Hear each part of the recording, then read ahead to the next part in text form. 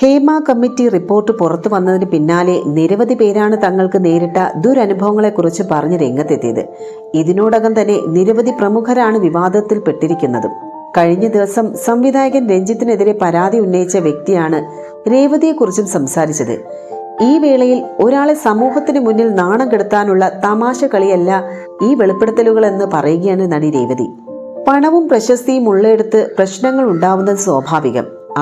അവിടെ പ്രബലരും ദുർബലരും ഉണ്ടാകും. ഇവർ തമ്മിലുള്ള സംഘർഷണങ്ങൾ നൂറ്റാണ്ടുകളായി നടക്കുന്നതാണ്. വെറും ആരോപണങ്ങളിൽ ഈ മുന്നേറ്റം ഒരുങ്ങരുത് എന്നാണ് എന്റെ ആഗ്രഹം.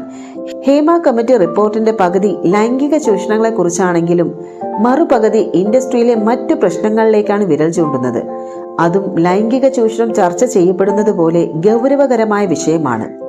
കമ്മിറ്റി റിപ്പോർട്ട് പുറത്തു വന്നതിന് ശേഷം ഒരുപാട് വെളിപ്പെടുത്തലുകൾ ഉണ്ടായി.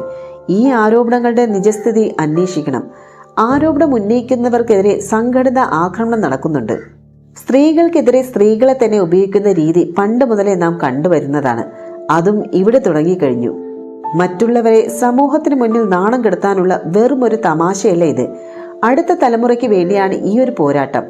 സിനിമയിലെ ഈ ചർച്ചകൾ തീർച്ചയായും സമൂഹത്തിലും പ്രതിഫലിക്കും. സമൂഹത്തിന്റെ മൊത്തത്തിലുള്ള സമീപനത്തെയും സ്വാധീനിക്കാൻ ഈ ഒരു സംഭവങ്ങൾക്ക് കഴിയും. അതുകൊണ്ട് ഇത് വളരെ പ്രധാനപ്പെട്ട ഒരു മൂവ്മെന്റ് ആണ്. WCC എന്ന ഞങ്ങളുടെ കൂട്ടായ്മ വളരെ ചെറിയൊരു കൂട്ടായ്മയാണ്.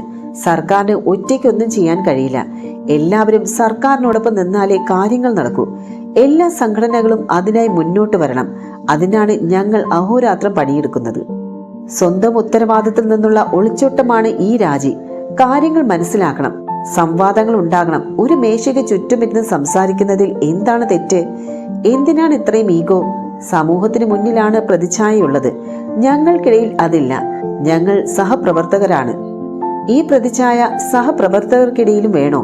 ഒരുമിച്ചിരുന്ന് സംസാരിച്ചുകൂടെ? ഇൻഡസ്ട്രിയുടെ ഉന്നമനത്തിനാണ് ഈ ഒരു സംവാദങ്ങൾ. എനിക്ക് വ്യക്തിത്വം നൽകിയത് ഈ ഇൻഡസ്ട്രിയാണ്.